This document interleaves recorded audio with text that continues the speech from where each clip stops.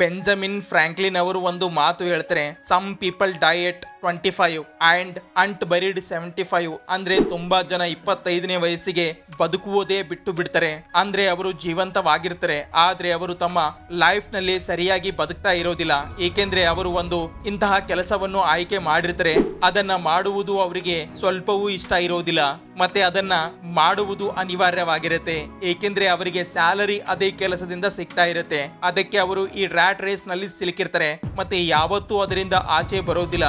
The great rat race escape ನ author MJ DeMarco ಹೇಳ್ತಾರೆ, ಪ್ರತಿದಿನ ಯಾರಾದ್ರೂ ತಮ್ಮ ಸ್ವಂತ ಬಿಸ್ನೆಸ್ ಓಪನ್ ಮಾಡುವ ಕನಸು ಕಾಣ್ತಾರೆ, ಮತ್ತೆ ಪ್ರತಿದಿನ ಯಾರಾದ್ರೂ ತಮ್ಮ ಬಿಸ್ನೆಸ್ ನಿಂದ ಒಳ್ಳೆಯ ಜೀವನ ಬದುಕ್ತಾ ಇರ್ತಾರೆ, ಮತ್ತೆ ಕೆಲವೊಬ್ಬರಿಗೆ ಮನೆ ನಡೆಸುವುದು ಕಷ್ಟ ಆಗಿರುತ್ತೆ ಅಂತಾರೆ.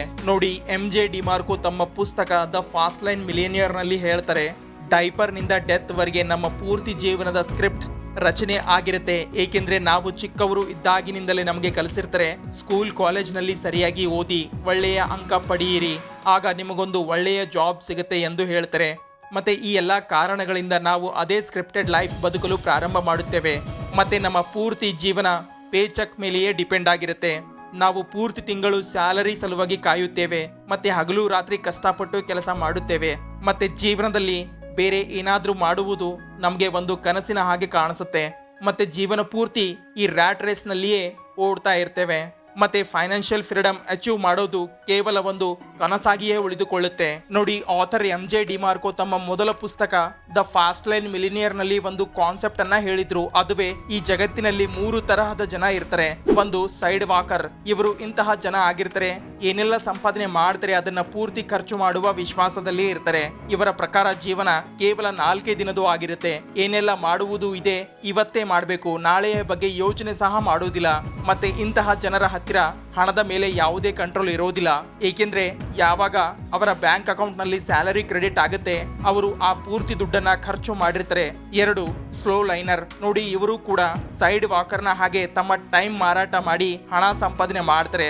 ಆದ್ರೆ ಇವರು ತಮ್ಮ ಫ್ಯೂಚರ್ ನ ಬಗ್ಗೆ ಯೋಚನೆ ಆದ್ರೂ ಮಾಡ್ತಾರೆ. ಇವರು ತಮ್ಮ ಮುಂದಿನ ಭವಿಷ್ಯಕ್ಕಾಗಿ ಹಣ ಉಳಿತಾಯ ಮಾಡಿರ್ತಾರೆ. ಆದರೆ ಹೆಸರೇ ಹೇಳುವ ಹಾಗೆ ಸ್ಲೋ ಲೈನರ್, ಇವರು ರಿಟೈರ್ಡ್ ಆಗಲು 60 ವರ್ಷ ವಯಸ್ಸು ಆಗುವವರೆಗೆ ವೇಟ್ ಮಾಡ್ತಾರೆ. ಇವರು ಫೈನಾನ್ಷಿಯಲ್ ಫ್ರೀಡಮ್ ನ ಹೆಸರು ಕೇಳೇ ಇರುವುದಿಲ್ಲ, ಮತ್ತೆ ಇವರು ರಿಸ್ಕ್ ತಗೊಳ್ಳಲು ಹಿಂದೆ ಮುಂದೆ ನೋಡ್ತಾರೆ. ಇವರು ಹಣ ಉಳಿತಾಯ ಮಾಡ್ತಾರೆ, ಏಕೆಂದ್ರೆ 60 ರಿಂದ 70 ವರ್ಷ ವಯಸ್ಸು ಆದಾಗ ಎಂಜಾಯ್ ಮಾಡೋಣ ಅನ್ಕೊಳ್ತಾರೆ. ಮತ್ತೆ 3ನೇ ಸ್ಥಾನದಲ್ಲಿ ಬರ್ತಾರೆ ಫಾಸ್ಟ್ ಲೈನರ್. ಇವರು ರಿಟೈರ್ಡ್ ಆಗಲು 60 ರಿಂದ 70 ವರ್ಷ ವೇಟ್ ಮಾಡೋದಿಲ್ಲ. ಇವರು ಒಂದು ಇಂತಹ ಸಿಸ್ಟಮ್ ಬಿಲ್ಡ್ ಮಾಡಿರ್ತಾರೆ, ಇದರಿಂದ ಸಾವಿರಾರು ಜನರ ಜೀವನದಲ್ಲಿ ವ್ಯಾಲ್ಯೂ ಆಡ್ ಆಗುತ್ತೆ. ಮತ್ತೆ ಅದರಿಂದ ಇವರು ಹಣ ಸಂಪಾದನೆ ಮಾಡಿ ಶ್ರೀಮಂತನ ಆಗ್ತಾರೆ. ಮತ್ತೆ ಕಡಿಮೆ ವಯಸ್ಸಿನಲ್ಲಿ ರಿಟೈರ್ಡ್ ಆಗಿ ಲೈಫ್ ಎಂಜಾಯ್ ಮಾಡ್ತಾರೆ. ಹಾಗಿದ್ರೆ ನೀವು ಯಾವ ದಾರಿಯನ್ನ ಆಯ್ಕೆ ಮಾಡ್ತೀರಾ ಅನ್ನೋದು ನಿಮ್ಮ ಮೇಲೆ ಡಿಪೆಂಡ್ ಆಗಿರುತ್ತೆ. But if you live like 1%, you can't think like the 99%. ಅಂದ್ರೆ ನೀವು ಬೇಗ ಶ್ರೀಮಂತನಾಗಬೇಕು ಅಂದ್ರೆ ಶ್ರೀಮಂತನ ಹಾಗೆ ಬದುಕಬೇಕು.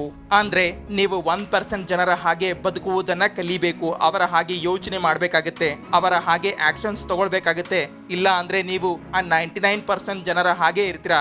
ನೋಡಿ, 1926ರಲ್ಲಿ ವರ್ಸ್ ವರ್ಕ್ ಮ್ಯಾಗಝಿನ್ ಒಂದು ಇಂಟರ್ವ್ಯೂ ಪಬ್ಲಿಷ್ ಮಾಡಿತ್ತು. ಇದರಲ್ಲಿ famous business man henry Ford ಅವರಿಗೆ ಒಂದು ಪ್ರಶ್ನೆ ಕೇಳಲಾಯಿತು, ನೀವು 6 ದಿನ ಇದ್ದ ವರ್ಕಿಂಗ್ ಡೇ ಅಂದ್ರೆ ಮಂಡೇ ಟು ಸ್ಯಾಟರ್ಡೇ ಇದ್ದ ವರ್ಕಿಂಗ್ ಡೇ ಅನ್ನ ಮಂಡೇ ಟು ಫ್ರೈಡೇ 5 ದಿನಕ್ಕೆ ಕಡಿಮೆ ಯಾಕೆ ಮಾಡಿದ್ರಿ? ಮತ್ತೆ ನೀವು ಕಾರ್ಮಿಕರಿಗೆ ಪೂರ್ತಿ ಸಂಬಳ ನೀಡ್ತಾ ಇದ್ದೀರಾ ಮೊದಲು ನೀಡಿದಷ್ಟು? ಅದಕ್ಕೆ ಹೆನ್ರಿ ಫೋರ್ಡ್ ಹೇಳ್ತಾರೆ, ನಮ್ಮ ಹತ್ತಿರ ಯಾರೆಲ್ಲ ಕೆಲಸ ಮಾಡ್ತಾರೆ, ಯಾರೆಲ್ಲ ಪ್ರಾಡಕ್ಟ್ ನಿರ್ಮಾಣ ಮಾಡ್ತಾರೆ, ಅವರೇ ಈ ಪ್ರಾಡಕ್ಟ್ ಅನ್ನ ಕನ್ಸ್ಯೂಮ್ ಮಾಡ್ತಾರೆ. ಮತ್ತೆ 1 ದಿನ ಎಕ್ಸ್ಟ್ರಾ ವೀಕ್ ಆಫ್ ಸಿಗೋದ್ರಿಂದ ಅವರು ಜಾಸ್ತಿ ಪ್ರಾಡಕ್ಟ್ ಗಳ ಮೇಲೆ ಹಣ ಖರ್ಚು ಮಾಡ್ತಾರೆ, ಜಾಸ್ತಿ ಟ್ರಾನ್ಸ್ಪೋರ್ಟೇಷನ್ ಅನ್ನ ಉಪಯೋಗ ಮಾಡ್ತಾರೆ. ಮತ್ತೆ ಇದರಿಂದ ನಮಗೆ ಲಾಭವೇ ಆಗುತ್ತೆ ಹೊರತು ನಷ್ಟ ಆಗೋದಿಲ್ಲ. ಏಕೆಂದ್ರೆ ಜನರ ಹತ್ತಿರ ಖರೀದಿ ಮಾಡುವ ಫ್ರೀ ಟೈಮ್ ಇರುತ್ತೆ. ಮತ್ತೆ ಇಲ್ಲಿಂದಲೇ 5 ಡೇಸ್ ವೀಕ್ ನ ಕಲ್ಚರ್ ಪ್ರಾರಂಭ ಆಯಿತು. ಏಕೆಂದ್ರೆ ವೀಕೆಂಡ್ ಫ್ರೀ ಆಗಿರಲು ಹಾಗೂ ವೀಕೆಂಡ್ ನಲ್ಲಿ ಜಾಸ್ತಿ ವಸ್ತುಗಳನ್ನ ಕನ್ಸ್ಯೂಮ್ ಮಾಡಲು. ಅದಕ್ಕೆ ಜಾಸ್ತಿ ಜನ ಇಂತಹದೇ ಜೀವನ ಬದುಕ್ತಾರೆ. ಬೆಳಗ್ಗೆ ಎದ್ದು ಆಫೀಸ್ ಹೋಗ್ತಾರೆ, ಅವರಿಗೆ ಕೆಲಸಕ್ಕೆ ಹೋಗುವ ಮನಸ್ಸು ಇರಲಿ ಅಥವಾ ಇಲ್ಲದೆ ಇರಲಿ. ಮತ್ತೆ ಇದೇ ರೂಟೀನ್ ಅನ್ನ ಅವರು ಮುಂದಿನ 5 ದಿನ ಕಂಟಿನ್ಯೂ ಮಾಡ್ತಾರೆ. ಹಾಗೂ ಸಾಟರ್ಡೆ ಸಂಡೇ ತಮ್ಮ ಪೂರ್ತಿ ನೋವನ್ನ ಮರೆತು ಎಂಜಾಯ್ ಮಾಡ್ತಾರೆ. ಈಗ ನಿಮ್ಮ ಒಬ್ಬ ಗೆಳೆಯ ನಿಮ್ಮ ಹತ್ತಿರ ಬರ್ತಾನೆ ಅನ್ಕೊಳ್ಳಿ, ಮತ್ತೆ ಆತ ನಿಮ್ಮಿಂದ 50,000 ರೂಪಾಯಿ ಪಡೆದು ಅದನ್ನ ಇನ್ವೆಸ್ಟ್ ಮಾಡಿ ಮುಂದಿನ ವಾರ ರಿಟರ್ನ್ ಮಾಡ್ತೀನಿ ಅಂತಾನೆ. ಅದಕ್ಕೆ ನೀವು ಓಕೆ ಅಂತೀರಾ. ಆದ್ರೆ ಮುಂದಿನ ವಾರ ಅದೇ ಗೆಳೆಯ ನಿಮಗೆ 20,000 ರೂಪಾಯಿ ಅಷ್ಟೇ ಕೊಡ್ತಾನೆ. ಆಗ ನೀವು ಸ್ವಲ್ಪ ಕನ್ಫ್ಯೂಸ್ ಆಗ್ತೀರಾ. ಅದಕ್ಕೆ ಆತ ಹೇಳ್ತಾನೆ, ಸಾರಿ, ನಿನ್ನ ಹಣ ಇನ್ವೆಸ್ಟ್ಮೆಂಟ್ ಮಾಡಿದ್ದೆ, ಆದ್ರೆ ಲಾಸ್ ಆಯ್ತು, ಈಗ ಇಷ್ಟೇ ಹಣ ಉಳಿದಿರೋದು ಅಂತಾನೆ.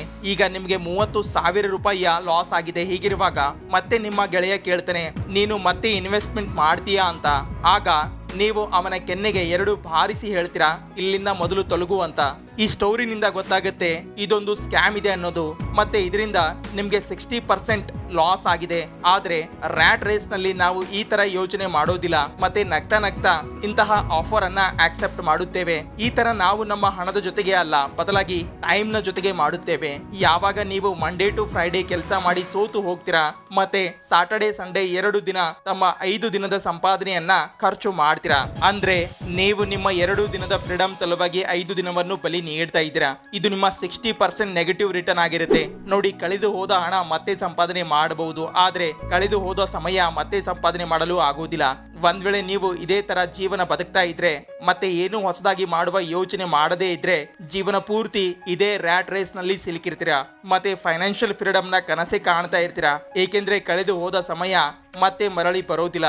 ಅದಕ್ಕೆ ಆಥರ್ ಹೇಳ್ತಾರೆ, ಜನ ಈ ರ್ಯಾಟ್ ರೇಸ್ ನಿಂದ ಆಚೆ ಬರಬೇಕು ಅನ್ಕೊಳ್ತಾರೆ, ಸ್ವತಃ ಏನಾದ್ರೂ ಬಿಲ್ಡ್ ಮಾಡಬೇಕು ಅಂತಾರೆ, ತಮ್ಮ ಇಷ್ಟದಂತೆ ಇರುವ ಜೀವನ ಬದುಕಲು. ಆದ್ರೆ ಯಾವಾಗ ಅದನ್ನ ನಿಜ ಮಾಡುವ ಪ್ರಸಂಗ ಎದುರಾಗುತ್ತೆ, ಆಗ ಯೋಚನೆ ಮಾಡ್ತಾನೆ ಇರ್ತಾರೆ, some day I will do it. ಮತ್ತೆ ಈ ತರ ಯೋಚನೆ ಮಾಡುವವರ ಸಮ್ ಡೇ ಯಾವತ್ತೂ ಬರೋದೇ ಇಲ್ಲ ಅಂತಾರೆ. ಮತ್ತೆ ಅವರು ಯೋಚನೆ ಮಾಡುತ್ತಲೇ ಕಾಲ ಕಳೀತಾರೆ. ಅದಕ್ಕೆ ನೀವು ಎಂತಹ ಗೋಲ್ಸ್ ಅಚೀವ್ ಮಾಡಬೇಕು ಅನ್ನೋದನ್ನ ಆಥರ್ 1, 5, 10 ಸ್ಟ್ರಾಟಜಿಯ ಉಪಯೋಗ ಮಾಡಲು ಹೇಳ್ತಾರೆ. ನೋಡಿ, ಜನ ತಮ್ಮ ಗೋಲ್ಸ್ ಅನ್ನ ಅಚೀವ್ ಮಾಡಬೇಕು ಅಂತಾರೆ, ಆದರೆ ಅವರಿಗೆ ಗೊತ್ತೇ ಇರೋದಿಲ್ಲ ಹೇಗೆ ಅದನ್ನ ನಿರ್ಮಾಣ ಮಾಡಬೇಕು, ಹೇಗೆ ಅದನ್ನ ಅಚೀವ್ ಮಾಡಬೇಕು ಅನ್ನೋದು. ಅದಕ್ಕಾಗಿ ಆಥರ್ ಸಜೆಸ್ಟ್ ಮಾಡ್ತಾರೆ ರಿವರ್ಸ್ ಇಂಜಿನಿಯರಿಂಗ್ ನ ಬಗ್ಗೆ. ಅದಕ್ಕೆ ನೀವು ಮೊದಲು ಎಲ್ಲಕ್ಕಿಂತ ದೂರ ಇರುವ ಗೋಲ್ ಸೆಟ್ ಮಾಡಬೇಕು.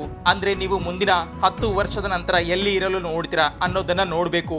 ಒಂದ್ ವೇಳೆ ಎಲ್ಲವೂ ನಿಮ್ಮ ಪ್ಲಾನಿಂಗ್ ನ ಅಕಾರ್ಡಿಂಗ್ ನಡೀತಾ ಇದ್ರೆ, 10 ವರ್ಷದ ನಂತರ ನಿಮ್ಮ ಲೈಫ್ ಹೇಗಿರುತ್ತೆ, ನೀವು ಎಂತಹ ಕೆಲಸ ಮಾಡ್ತೀರಾ, ನೀವು ಎಷ್ಟು ದೊಡ್ಡ ಮನೆಯಲ್ಲಿ ಇರ್ತೀರಾ, ನಿಮ್ಮ ಹತ್ತಿರ ಎಂತಹ ಗಾಡಿ ಇರುತ್ತೆ, ಇದೆಲ್ಲವನ್ನು ನಾವು ಯೋಚನೆ ಮಾಡಬೇಕು. ಈಗ ಒಂದು ಬಿಸ್ನೆಸ್ ನಿರ್ಮಾಣ ಮಾಡುವ ನಿಮ್ಮ ಡ್ರೀಮ್ ಇರಬಹುದು. ಇದರ ನಂತರ ನಿಮಗೆ ಕೆಲಸ ಮಾಡುವ ಅವಶ್ಯಕತೆ ಇರಬಾರದು, ಮತ್ತೆ ಎಲ್ಲವೂ ಆಟೋಮೇಷನ್ ನಲ್ಲಿ ನಡೀತಾ ಇರಬೇಕು. ಮತ್ತೆ ಮುಂದಿನ 10 ವರ್ಷದ ನಂತರ ನೀವು ಯಾವ ಸ್ಥಾನದಲ್ಲಿ ಇರಬೇಕು ಅನ್ಕೊಳ್ತೀರಾ, ಅದನ್ನ ನೀವು ಈಗ ವಿಜುವಲೈಸ್ ಮಾಡಿ. ಈಗ ನಿಮಗೆ ಮುಂದಿನ 10 ವರ್ಷದಲ್ಲಿ ಹೇಗೆ ಇರಬೇಕು ಅನ್ನೋದು ಗೊತ್ತಾಯ್ತು. ಅದಕ್ಕಾಗಿ ನೀವು ಮುಂದಿನ 5 ವರ್ಷದಲ್ಲಿ ಯಾವ ತರಹದ ಸ್ಟೆಪ್ ತಗೊಳ್ಬೇಕು, ಅದರಿಂದ ನೀವು ನಿಮ್ಮ ಡ್ರೀಮ್ಸ್ ನ ಅರ್ಧ ಸ್ಟೇಜ್ ವರೆಗೆ ತಲುಪಬಹುದು. ಉದಾಹರಣೆಗೆ, ನೀವು ನಿಮ್ಮ ಆನ್ಲೈನ್ ಬಿಸ್ನೆಸ್ ಬಿಲ್ಡ್ ಮಾಡಬೇಕು ಅನ್ಕೊಳ್ತೀರಾ, ಮತ್ತೆ ನಿಮ್ಮ 10 ವರ್ಷದ ಗೋಲ್ ಇದೆ ಕೋಟಿ ರೂಪಾಯಿ ಸಂಪಾದನೆ ಮಾಡುವುದು. ಅದಕ್ಕಾಗಿ ನೀವು ಯಾವೆಲ್ಲ ಸ್ಟೆಪ್ ತಗೊಳ್ಬಹುದು ಅನ್ನೋದನ್ನ ನೋಡಿ.